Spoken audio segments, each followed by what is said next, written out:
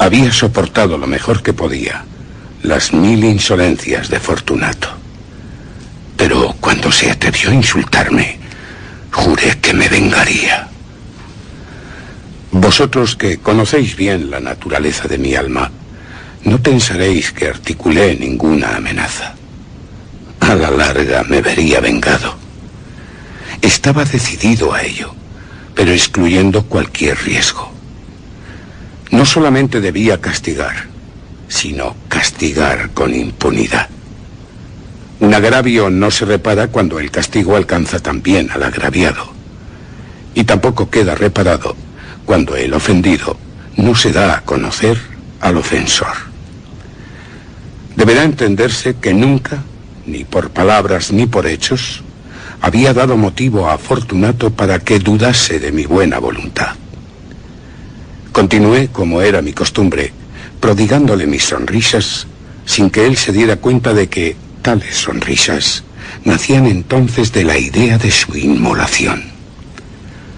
Fortunato tenía un punto débil, aunque bajo todos los demás aspectos era un hombre respetable y también temible. Se enorgullecía de ser todo un experto en vinos. Pocos italianos dominan las virtudes de ese arte. La mayoría de ellos se adaptan casi siempre al momento, a la oportunidad para engañar a los millonarios ingleses y austriacos. Fortunato, en pintura y en piedras preciosas, era un charlatán, como sus compatriotas, pero no cabe duda de que en el tema de vinos añejos sabía lo suyo. En esto yo no difería esencialmente de él, puesto que era experto en cosechas italianas, que compraba en grandes cantidades siempre que podía.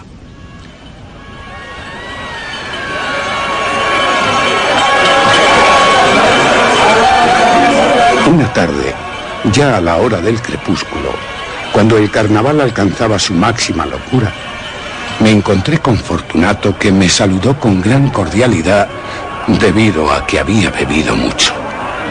Estaba vestido de bufón. Llevaba un traje ceñido y partido en 2 mitades, y cubría su cabeza con un cucurucho con cascabeles.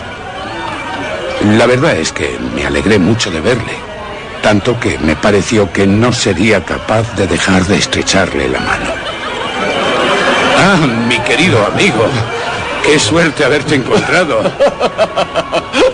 ¿Y qué aspecto el tuyo, Fortunato? Inmejorable.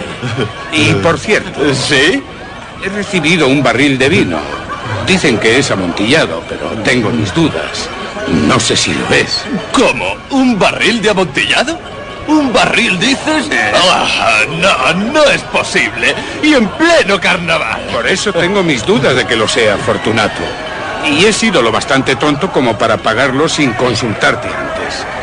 No pude encontrarte y temí perder la ocasión de hacer un buen negocio. ¡Amontillado! Te repito que dudo... ¡Amontillado! Quisiera asegurarme. ¡Amontillado! Ahora iba a casa de Lucchesi. Tú, como pareces tan ocupado, si alguien entiende de vinos es Lucchesi.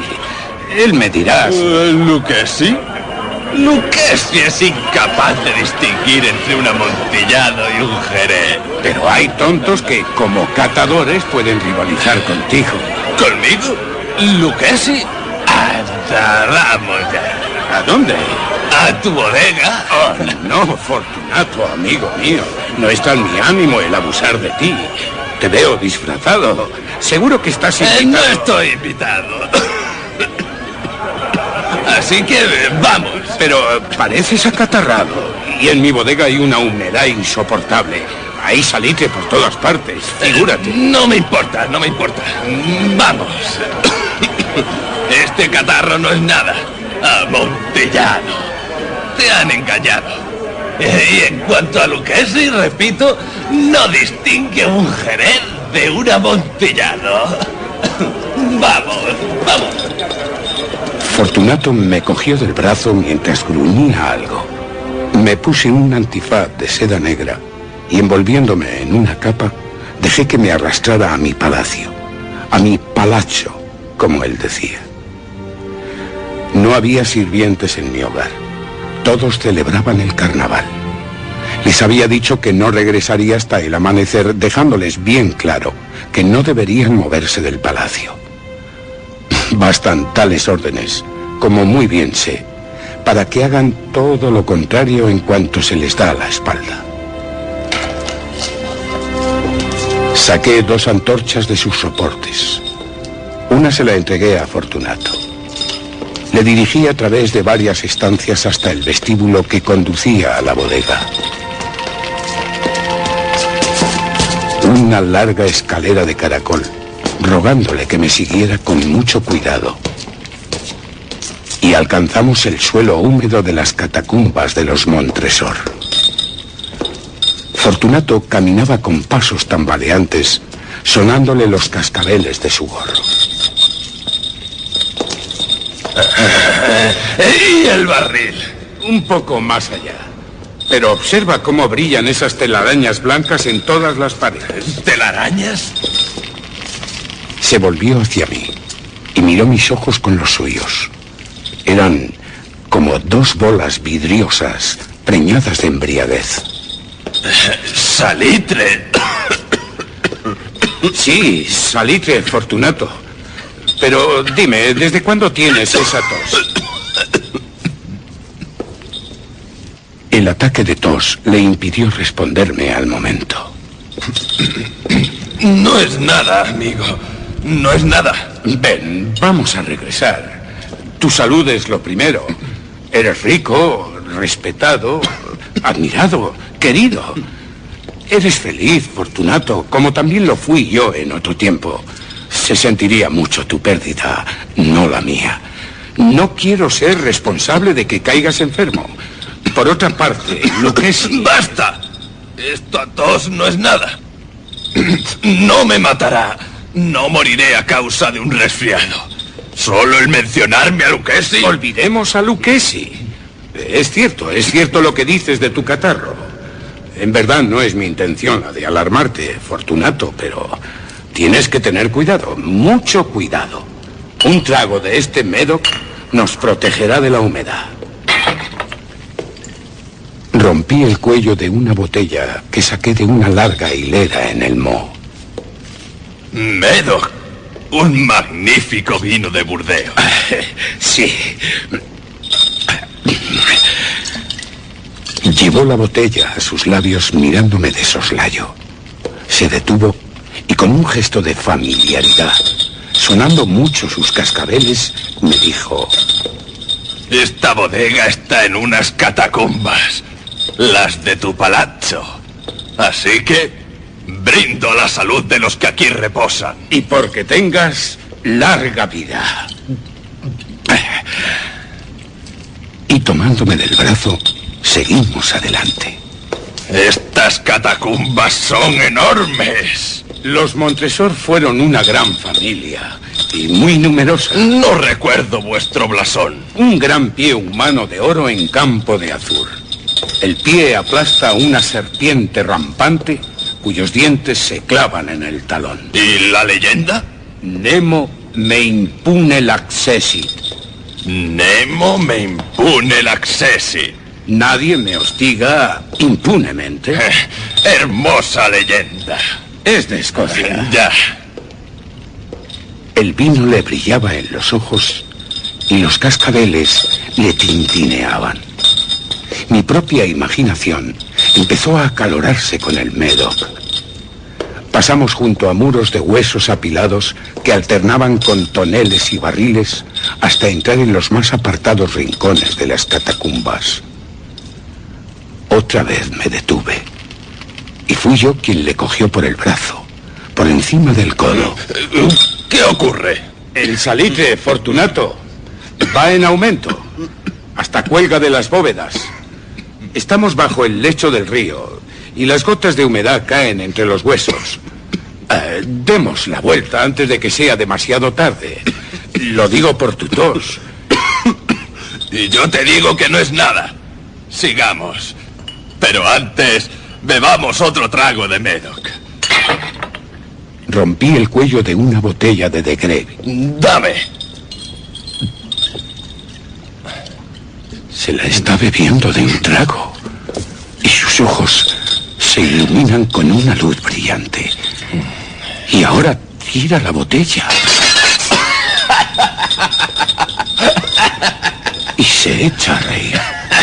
¡No comprendes! Pues no, Fortunato. Has tirado la botella con un gesto que no sé cómo interpretar. Parece un movimiento grotesco. Está claro que no comprendes. No comprendo. Entonces, no eres de la hermandad. ¿Qué? ¡Que no eres masón! Oh, sí que lo soy. ¿Tú? ¿Tú masón? ¡Imposible! Lo soy.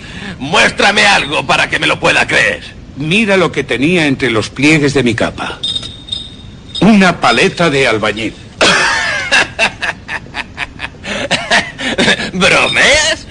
Vamos a por el amontillado. Sea. Ofrecí otra vez mi brazo a Fortunato tras guardar la paleta de albañil bajo la capa. Continuamos. Él apoyándose pesadamente en mi brazo en busca del amontillado. Pasamos varios arcos muy bajos. Descendimos más aún y llegamos a una profunda cripta en la que la impureza del aire apenas permitía fulgurar a las antorchas. Al fondo de la cripta había otra menos espaciosa. Los muros estaban cubiertos de restos humanos apilados hasta la misma bóveda, como en las grandes catacumbas de París. 3 lados de esta segunda cripta estaban todavía decorados así, pero del cuarto se habían caído los huesos y estaban esparcidos por el suelo, formando en una parte como una muralla de cierta altura. Dentro del muro que quedaba expuesto por el desplazamiento de los huesos, había aún otro hueco de poco más de 1 metro de profundidad, 1 metro de anchura y unos 2 de altura. No parecía haber sido construido para un uso especial. Se trataba de una simple separación entre 2 enormes pilares que sostenían el techo del subterráneo. Su fondo era el mismo sólido granito que circundaba el lugar. En vano, Fortunato, adentrándose en el hueco de su mortecina antorcha, pudo escrutar la profundidad del nicho. Apenas veo. Pasa. Dentro está el amontillado. ¿Ahí? Sí, ahí dentro. Y en cuanto a Lucchesi... ¡Es un ignorante! Fortunato dio unos tambaleantes pasos hacia adelante, seguido por mí. No tardó en llegar al extremo del nicho, donde se detuvo estúpidamente pasmado. En un instante lo dejé encadenado al granito. Había en la roca 2 argollas de hierro separadas horizontalmente, a unos 2 pies una de la otra. De una de ellas colgaba una corta cadena y de la otra un candado. En unos segundos le rodeé la cintura y cerré el candado. Se quedó demasiado sorprendido como para ofrecer resistencia. Retiré la llave y retrocedí algunos pasos fuera del nicho. Fortunato, este lugar, no cabe duda, es muy húmedo, por lo que una vez más te ruego que nos vayamos. ¿No estás de acuerdo? Si no lo estás, tendré que dejarte. Pero antes de hacerlo, tendré contigo cuantas atenciones me sean posibles. ¡El amontillado! Ah, cierto, el amontillado. Mientras decía esto, rebusqué entre el montón de huesos. Apartándolos, no tardé en dar con una cantidad de piedras y argamasa. Con estos materiales, y con la ayuda de mi paleta de albañil, empecé activamente a amurallar la entrada del nicho.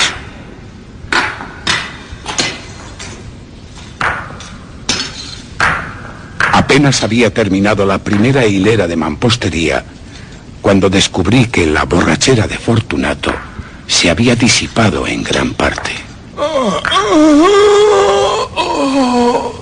El primer indicio fue un débil grito, un gemido que me llegó desde el fondo del nicho. No era el de un borracho. Luego hubo un largo y obstinado silencio. Puse la segunda hilera. luego la tercera y la cuarta. Fue cuando oí que la cadena era agitada furiosamente. Interrumpí mi tarea. Me senté sobre los huesos para así disfrutar más del momento.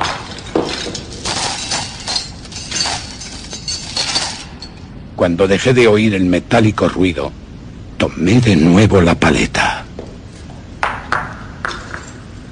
Y acabé sin interrupción la quinta, la sexta, la séptima fila. La pared llegaba entonces casi a nivel de mi pecho. Hice una pausa. Levanté la antorcha por encima de la mampostería, proyectando algunos débiles rayos de luz sobre la figura de Fortunato. Una serie de grandes gritos, agudos alaridos, salieron súbitamente de la garganta del encadenado, lo cual me estremeció. Desenvainé mi espada y empecé a esgrimirla a través del nicho, pero dejé de hacerlo al tranquilizarme tras reflexionar por un instante. Puse la mano sobre el macizo muro de la catacumba y tras palparlo me quedé satisfecho.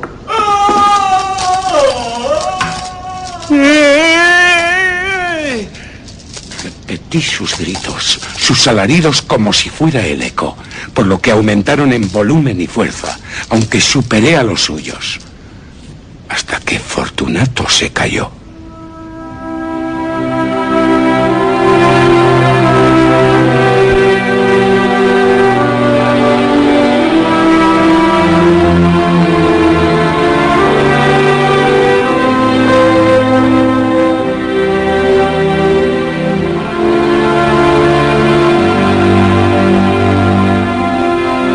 Era ya medianoche y mi tarea se acercaba a su fin. Había completado la octava, la novena y la 10ª hilera. Terminé gran parte de la 11ª y última, quedando por colocar tan solo una piedra. Aunque apenas podía con su peso, la coloqué más o menos en posición. Fue cuando...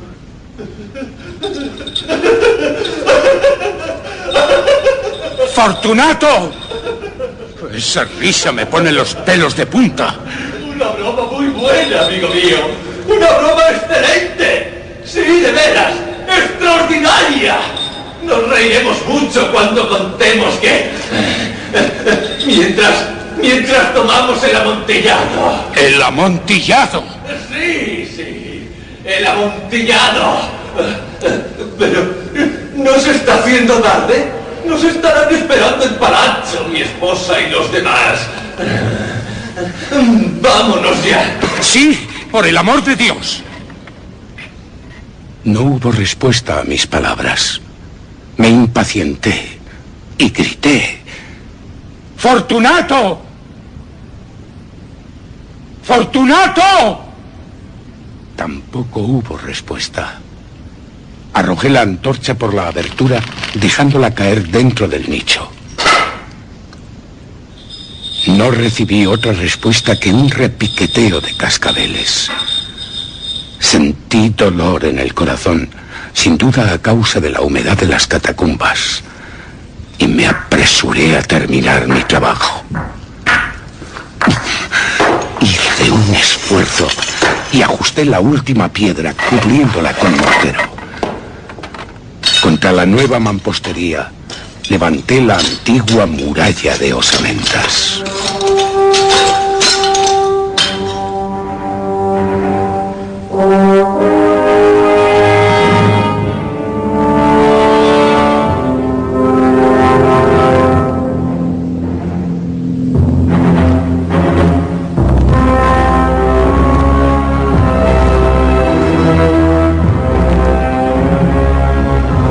Durante medio siglo, ningún mortal ha removido los huesos. Fortunato. Requiescat in